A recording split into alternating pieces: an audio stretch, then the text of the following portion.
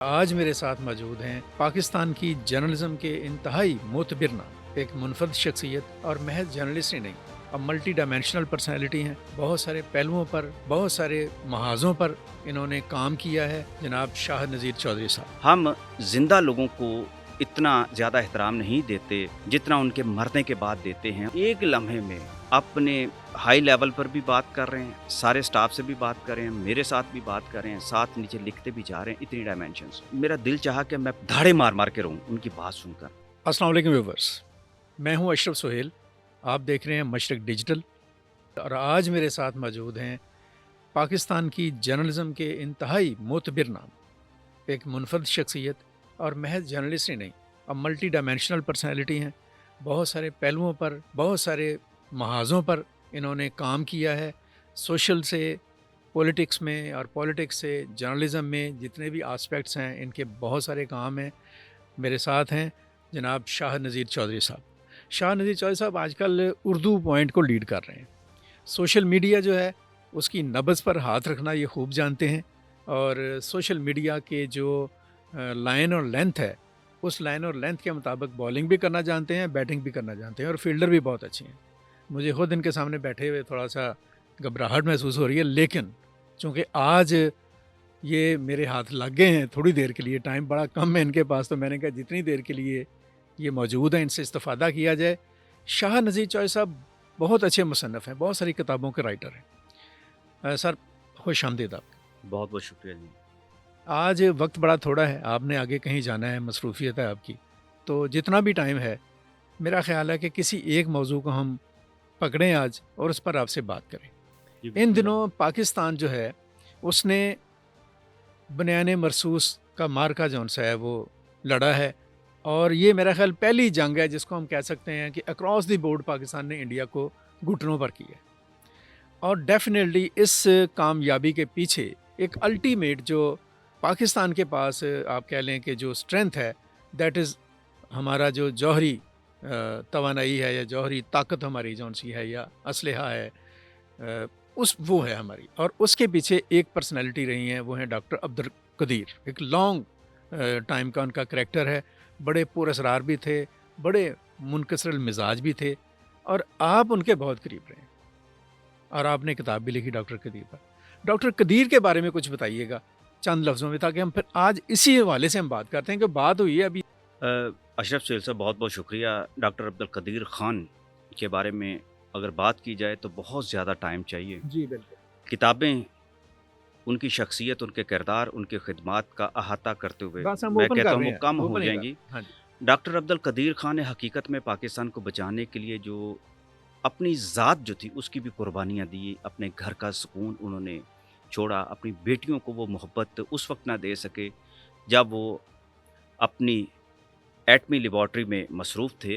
और ये बड़ी कुर्बानियाँ हैं उनकी पाकिस्तान में, और पाकिस्तानी कौम को शायद ही हकीकी तौर पर यह मालूम हो कि डॉक्टर अब्दुल कदीर ख़ान किस शख्सियत, किस किरदार का नाम था। बेशक बेशक। वो मैंने आपको बड़ी मज़े की बात बताऊं, कभी मैं, आपको पता है कि फ़िल्म की लाइन पर भी बहुत सारी चीज़ें मैं करता हाँ रहता हूं। बिल्कुल। फ़िल्म की दुनिया में जिस तरह अदाकार यूसुफ खान इंडिया को भरपूर तरीके से ललकारते थे और पूरी इंडस्ट्री में उनकी आवाज़ गूंजा करती थी, और पाकिस्तान में अगर एटमी हवाले से अगर देखा जाए तो ये दूसरी जो आवाज़ थी वो डॉक्टर अब्दुल कदीर ख़ान की मतलब थी, कि डॉक्टर जो कदीर जो इंडिया हैं, भी अगर देखा जाए तो डॉक्टर बहुत बड़े कदीर हीरो थे। ये पाकिस्तान के डिफेंस लाइन के यूसुफ खान थे। बिल्कुल, आप कह सकते हैं कि बल्कि यूसुफ खान साहब तो उनके बड़े मोहतकिद थे, अकीदतमंद थे, जब भी उनका ज़िक्र करते थे।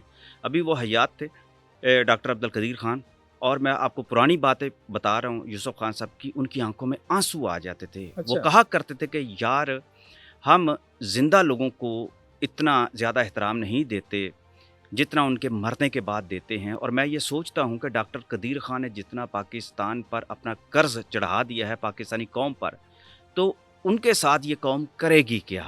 ये बड़ी एक हसास बात है, लेकिन इसमें सफाकियत भी बहुत ज़्यादा बड़ी है सफाकियत कि है, इसमें तो कोई इसको दूसरी अगर बात गौर किया जाए तो डॉक्टर अब्दुल कदीर ख़ान की इतनी खूबियाँ हैं कि अगर मैं बयान करने पर आऊँ, जो मैंने ख़ुद मुशाहिदा किया, यार उनको अल्लाह ताला ने इतनी क़ुव्वत अता की हुई थी कि میں جیسے مثال کے طور پہ بہت سارے لوگ کہتے تھے کہ وہ اکیلے اتنا کام نہیں کر سکتے، یہ بالکل ایسی مغالطے والی باتیں ہیں، اور ان کی کردار کشی کے حوالے سے مجھے یاد ہے کہ جب وہ چیف ایگزیکٹو آفس میں بیٹھا کرتے تھے، مشرف صاحب کے مشیر بھی بنے تھے، تو میں ان کے پاس جاتا تھا، اچھا شاہ وہاں صاحب پر میں آپ کی ملاقات، میں قطع ان کے کلام کام کرنے کا آپ کو طریقہ ایک منٹ ذرا مجھے بتا دیجیے گا، آپ ڈاکٹر قدیر صاحب کے ساتھ اس وقت انگیج ہوئے جب ان تک پہنچنا ایک، میں سمجھتا ہوں کہ وہ ایک ایسے ایک ماورائی کردار بنے ہوئے تھے پاکستان کے کہ صرف لوگوں نے ان کا نام سنا ہوا تھا، ان تک پہنچنا، کوہوٹا میں پہنچنا یا ان کے ساتھ بالمشافہ بیٹھنا، آپ نے تو ان کے ساتھ بہت وقت گزارا، اور کس لحاظ سے وقت گزارا ہے اس کو ہم فولڈ کریں گے ہمیں اگلی نشستوں میں بھی۔ کیسے پہنچے آپ ڈاکٹر قدیر تک؟ میں آپ کو پہلا ایک واقعہ نہ جرنلسٹ جو ہم سناؤں سے ہے وہ، جس کو آپ نے کٹ کر کے دوسری طرف سوال کر نہیں دیا؟ یہ تو ذرا پہلے بتائیں، پہلے یہ بتاؤں؟ یہ پہلے تو بتا جو دیں، پہلے لوگ سننا چاہتے ہیں چلیں واقعہ، آپ وہ پہلے آپ ان چوائس کی کر لیں، شخصیت آپ کا، چوائس کر لیں، آپ ان کی شخصیت کا وہ پہلو جو ہے چلیں وہ چلیں حذف آپ، کیوں کرنا چاہتے نہیں آپ ہیں؟ کریں، مشرف صاحب کا نام لیا اس لیے؟ نہیں مشرف صاحب کا وہ اچھا، چھوڑیں سر، مشرف صاحب کو میں ہم جب نے ان کیا کے کرنا ہے، بات وہاں کر لیتے ہیں آفس مشرف میں کی بھی، ہاں جب جی، آفس میں میں نے ان کو کام کرتے ہوئے دیکھا ہے، اچھا اور ان کی وہ خوبی جو تھی، کبھی آپ سوال مجھ سے بھی کرتے ہیں کہ یا آپ اتنے کام کیسے کر ہاں لیتے ہیں، میں میں نے وہی، ڈاکٹر عبدالقدیر خان ابھی صاحب سے بہت یہ سارے سیکھا، پہلو تو آپ کے رہ گئے ہیں بتانے والے یہاں وہ میں نے پہ، ڈاکٹر ابھی آپ قدیر کے خان صاحب جنات سے رہتے ہیں، یہ اشرف صاحب میں نے یہ دیکھا، اور میں نے اپنی زندگی میں اپنایا، اور میں کچھ بھی نہیں تھا، اللہ نے مجھے بڑا عطا کیا، وہ ایک محنت اور کام کرنے کی لگن اور کمٹمنٹ کا جو جنون تھا، وہ میں نے ڈاکٹر عبدالقدیر خان صاحب سے جو میں نے دیکھا بھی، اور ان کو باتیں کرتے ہوئے بھی میں نے دیکھا عملاً۔ میں چاہتا ہوں پہلے آپ کو وہ عملاً ان کا بتاؤں۔ میں جب ان کے سامنے میں بیٹھتا تھا، میں دیکھتا تھا ایک کان پر ان کے فون لگا ہوا ہے، دوسرے وہ اسٹینوں سے بات کر رہے ہیں، ایک ہاتھ سے ساتھ ساتھ لکھتے جا رہے ہیں، ساتھ مجھے ڈکٹیشن دیتے جا رہے ہیں، ایک آدمی ہے، اور وہ ایٹ اے ٹائم، ایک وقت میں، ایک لمحے میں اپنے ہائی لیول پر بھی بات کر رہے ہیں، سارے سٹاف سے بھی بات کر رہے ہیں، میرے ساتھ بھی بات کر رہے ہیں، ساتھ نیچے لکھتے بھی جا رہے ہیں، اتنی ڈائمینشنز۔ دوسری بات آپ کو مختصر سناتا ہوں کہ میں بیٹھا ہوا تھا، باقی بھی جتنے ایٹمی سائنسدان تھے ان کے گھر میں، تو جو ان کا ریسٹ ہاؤس تھا، وہاں پر کچھ جو بعد میں بڑے بڑے سفیر بھی بنے اور آزاد کشمیر کے صدر بھی بنے، وہ بھی وہاں پر موجود تھے۔ تو ان دنوں میں میری کتاب جو تھی ڈاکٹر عبدالقدیر خان کی، وہ آ چکی تھی، اچھا ٹھیک، اور آپ سمجھ لیں یہ 2001 کی بات ہے۔ ڈاکٹر صاحب نے کہا کہ اس کی کچھ فوٹو کاپیاں ہیں، وہ میں چاہتا ہوں میں اپنے پاس میں رکھوں، اور انہوں نے فوٹو کاپی کے لیے کسی بندے کو بلایا، پتہ چلا کوئی بندہ ہی اویلیبل نہیں، انہوں نے کہا بھئی انہوں نے جانا ہے، واپس جانا ہے لاہور، تو یہ فوٹو کاپی تو کرنی ہے۔ وہ مشین کے پاس خود کھڑے ہو گئے فوٹو کاپی کرنے کے لیے خود، اور انہوں نے پہلے مشین کو دیکھا، سارا سمجھا، اور چند لمحوں کی بات ہے انہوں نے منٹوں میں آدھی کتاب جو تھی خود فوٹو کاپی کر لی۔ اچھا، یعنی کہ ایک ایسا بندہ جس کے بعد مجھے سنت رسول یاد آ گئی، کہ ایسا بندہ چونکہ ایمان کی صفات ان کے اندر بہت زیادہ تھی۔ ہاں نہیں یہ تو ڈاکٹر ان قدیر کے خان صاحب کالموں کے میں بھی وہ ہم نے اپنا دیکھا، کام جو ہے، وہ اپنا کام خود کرنے کو ترجیح دیا کرتے تھے، بلکہ اپنے جوتوں کے تسمے بھی وہ خود باندھا کرتے تھے، جوتے خود بھی پالش کر لیا کرتے تھے۔ وہ کہتے تھے کہ اللہ نے اگر عزتیں دی ہیں، اتنا مقام دیا ہے، تو اپنا کام خود کرنے میں کیا بندے کو حرج ہوتا ہے۔ اور ان کی شخصیت کے آپ نے کالم کی بات کی ہے، دوسری طرف جو سوال آپ نے کیا وہ بھی میں آپ کو بتاتا ہوں نا۔ کالم کی آپ نے بات کی، ایک دن میں سویا ہوا تھا، میری مسز نے مجھے فون دیا کہ ڈاکٹر صاحب کا فون ہے۔ یہ وہ حالات تھے جب جب وہ مشکل میں تھے، مشکلات میں گھر چکے تھے، اور میں نوائی وقت میں تھا، اور مجھے انہوں نے فون کیا کہ میرا دل چاہا کہ میں دھاڑے مار مار کے رہوں ان کی بات سن کر۔ آج بھی میں وہ بات کرتا ہوں، یہ قوم کو پتہ چلنا چاہیے، اتنا بڑا سائنسدان، اتنا بڑا انسان جس نے پورا پاکستان بچایا۔ آپ جتنی مرضی تنقید کر لیں، دلائل پر جب گفتگو کریں گے تو آپ کو پتہ چلے گا کہ ڈاکٹر قدیر خان نے وہ کام کیے ہیں۔ آپ ان کی خدمات کو، آپ ان کے نام کو دبانا چاہتے ہیں اور کتابوں سے حذف کرنا چاہتے ہیں، تو وہ کام آپ نے خود کیوں نہیں کیے جو کر دیے؟ پرابلم یہ ہے کہ جو کام کر جاتا ہے اس کا خراج تحسین ہم ٹھیک طرح سے پیش نہیں کرتے۔ تو ڈاکٹر قدیر خان صاحب یہ کیا کہا آپ کو، مجھے یہ تو کہنے بتائیں، لگے کہ مسئلہ یہ ہے کہ مجھے یہ بتائیں کہ میں کالم لکھ دوں، کیونکہ کالم بہت اچھے لکھا کرتے، بہت خوبصورت بڑا لکھا اچھا کرتے، اسلوب، بہت بیرون اچھا. ملک سے بھی جب وہ رہتے تھے ہالینڈ خود وغیرہ میں، ہمارے لیے جرمنی بڑی وغیرہ حیرانی میں، والی بات ہوئی کہ جب اس انہوں نے وقت بھی اردو وہ میں لکھتے اتنے تھے، شاندار کالم. وہ کسی اور نام سے پہلے بھی لکھتے تھے، وہ اس وقت بھی نوائے وقت میں لکھا کرتے تھے، حمید نظامی صاحب کے دور میں بھی، تو لیکن کسی اور نام سے بھی. تو مجھے کہنے لگے میں کالم لکھنا چاہتا ہوں، مجھے بتائیں کہ میں کس میں لکھوں. تو میں نے ظاہر میں نوائے وقت میں تھا، اور آج یہ بات بتاتے ہوئے کوئی میں ہچکچاہٹ بھی محسوس نہیں کروں گا. تو میں نے کہا کہ ڈاکٹر صاحب آپ شوق کے لیے لکھنا چاہتے ہیں؟ کہتے ہیں نہیں بھائی، شوق کے لیے، پیسوں کے لیے لکھنا چاہتا ہوں. میں نے کہا جی آپ کو تو کوئی اتنے پیسے نہیں ملیں گے، بہت کم پیسے ملیں گے آپ، تو آپ ایسا کریں جنگ والوں سے پھر بات کر لیں. کہتے ہیں اچھا جنگ. پھر میں نے ان سے یہ کہا کہ آپ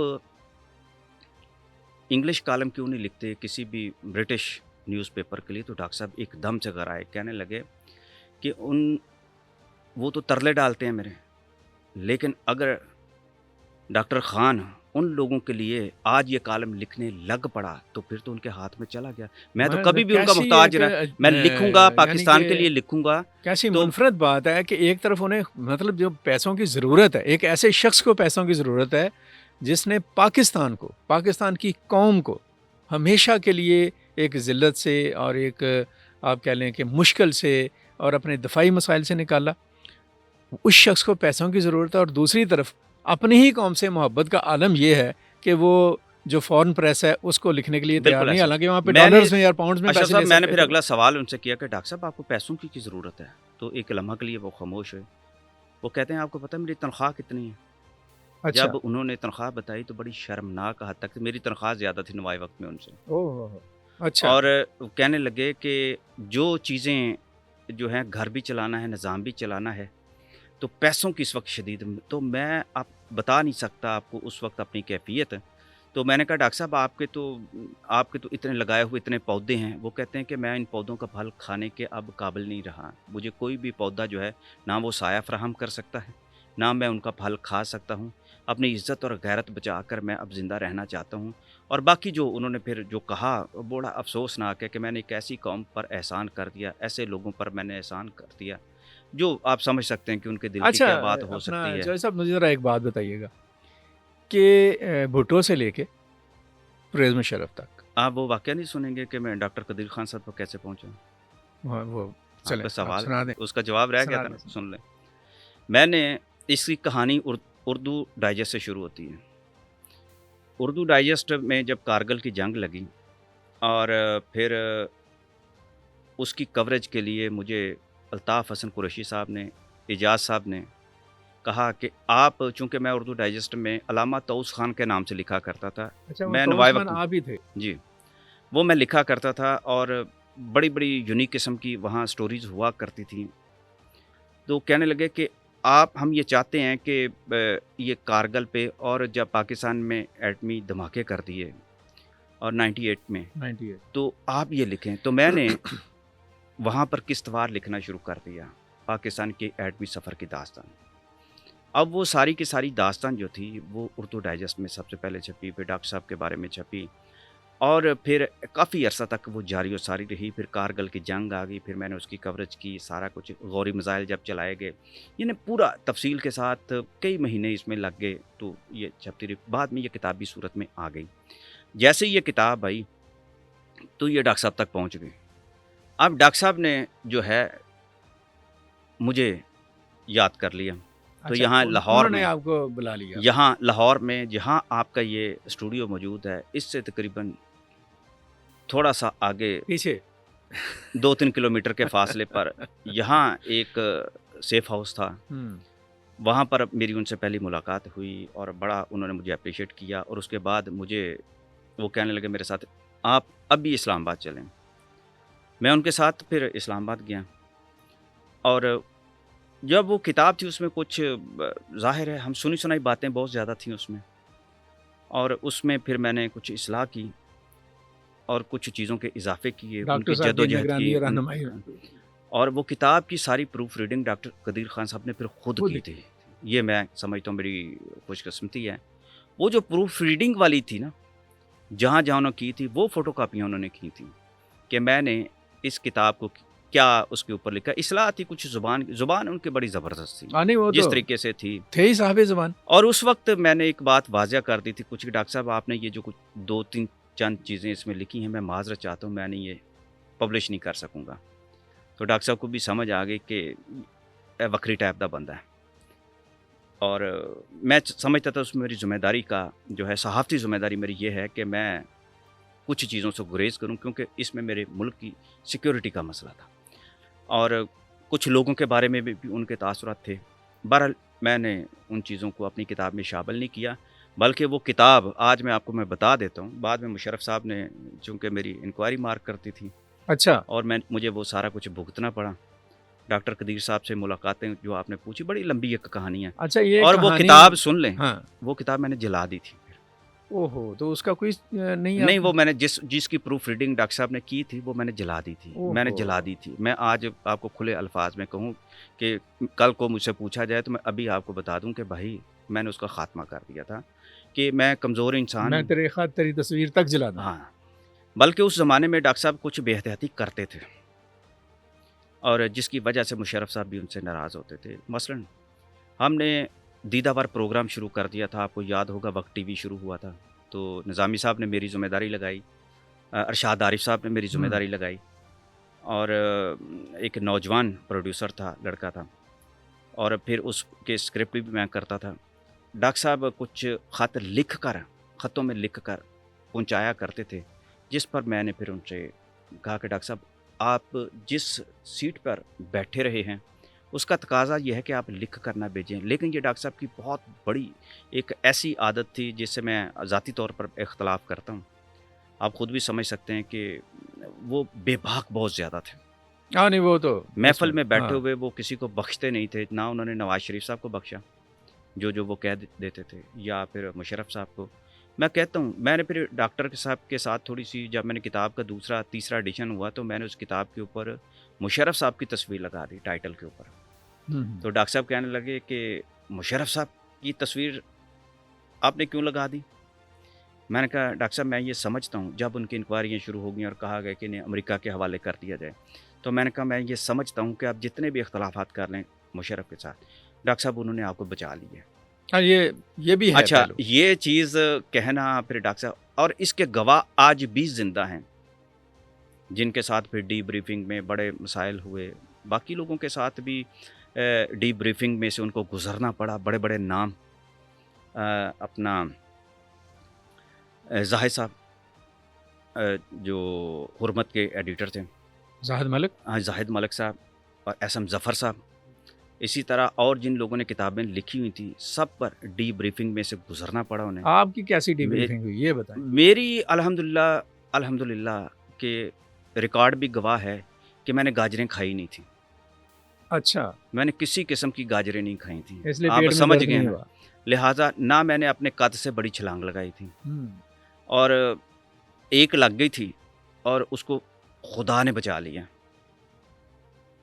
اگر کہتے ہیں تو وہ واقعہ سنا دیتا ہوں. ہے ذرا پتہ نہیں اس کا رزلٹ کیا نکلتا ہے. یہ آج ٹائم آپ کے پاس ہے. وہ کتاب ہم تو تیار ہیں. ایک صاحب جو تھے ڈاکٹر صاحب کے بڑے قریب تھے وہ کہنے لگے تمہاری کتاب جو ہے 9/11 ابھی ہوا تھا تازہ اور بڑا پروپیگنڈا شروع ہو گیا پاکستان کے خلاف اور میں تو پاکستان کے خلاف کو بات سن نہیں سکتا. اور اس کی وجہ یہ ہے میں آپ کو دوسری وجہ بھی اس کی بتاتا ہوں کہ میں نے پھر دہشت گرد بھارت جو کتاب لکھی تھی وہ کیوں لکھی تھی. اسی سے جڑی ہوئی بہت ساری باتیں. وہ جو دوست کہنے لگے کہ یہ کتاب جو ہے آپ کو پتہ پبلشرز کی بھی پھر بڑی مجبوریاں ہوتی ہیں کہ کتاب نکلے اور ہمارے یہاں پہ تو بے شمار. مجھے یہ کہا گیا مجھے نہیں پتا تھا اس دور میں بہت سارے لوگوں کا نہیں پتا تھا. میری حالت اس وقت وہ تھی اس ایک سادہ مزاج بندے والی کہ جس نے نہر پہ کھڑا ہوتا ہے اور نیچے ایک بچہ نہر میں ڈوب رہا ہوتا ہے اور اس کو کوئی دھکا دیتا ہے وہاں سے وہ بچے کو نکال کے لے لیتا ہے. ساری دنیا کہتی ہے واہ بھائی واہ تم نے ایک بچے کی جان بچا لی اور وہ کہتا ہے مجھے بتاؤ دھکا کس نے مارا تھا.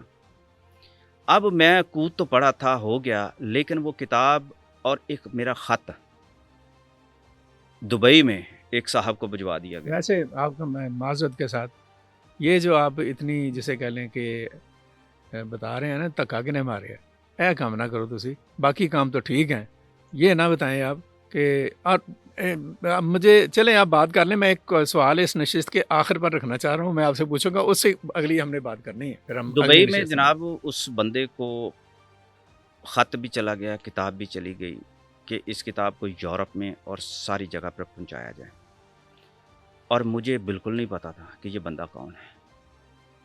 लेकिन एक दिन ख़बरों में जब पढ़ा तो पता चला वो तो अमेरिका को मतलूब है, वो कौन तो था? पूरी दुनिया को मतलूब है। तो मेरा ख्याल कोई अरब का मुल्क था या मिस्र का था या इसी तरह का था। वो जो एटॉमिक की ब्लैक मार्केट थी ना, उसमें वो बंदा बड़ा इन्वॉल्व था। अच्छा, ये मुझे नहीं पता था। अब ऐसा हुआ कि वो मेरा ख़त मुझे वापस आ गया कि इस नाम का बंदा यहाँ पर मौजूद नहीं है, जबकि ख़त और जो भी उसका वहाँ को बिज़नेस होगा, जो भी जिस तरह भी करते रहे, ये मैं कहता हूँ कि अल्लाह ने बचा लिया। जब अल्लाह ने बचा लिया तो फिर मैंने खुद भी कोशिश की कि मैं ऐसे कामों में ना पड़ूँ। सच्ची बात यह है कि उस वक्त तो ये सोशल मीडिया था ही नहीं, हालात ही कुछ और थे।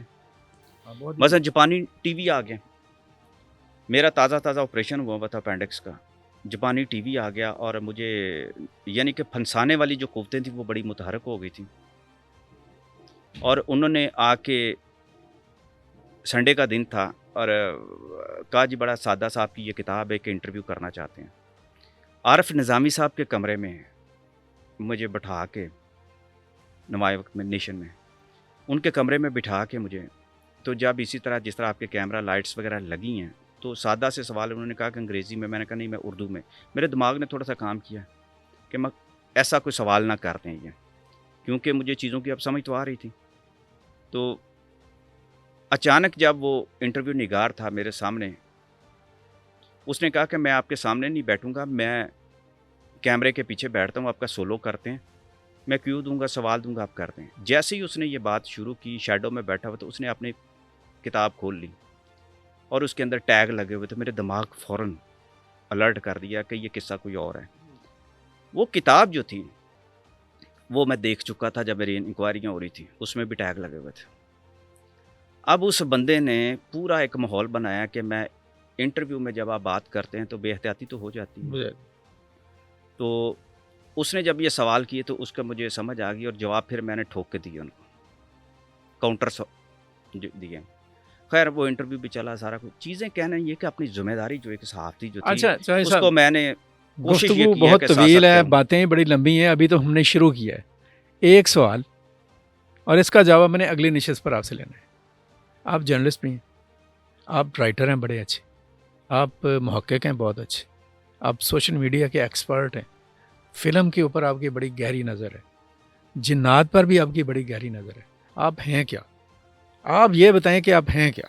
मैं आपके सामने बैठा नहीं, हूँ, इस पर आपका भाई हम हूँ, बात करेंगे। एक इंसान आप हूँ, क्या हैं? आप इससे इंसान ज़्यादा क्या? हैं या देखें ये आप अल्लाह की अता है। आप शाह जिन्नात हैं या आप कोई पुरस्कार मखलूक हैं या आप खलाई मखलूक हैं, क्या हैं आप? ये अपना नाजरीन हम जानेंगे चौधरी साहब से अगली नशिस्त में। आज का सवाल चौधरी साहब आपके लिए यही है, गुफ्तगू हमारी जारी रहेगी। बहुत शुक्रिया। Thank you.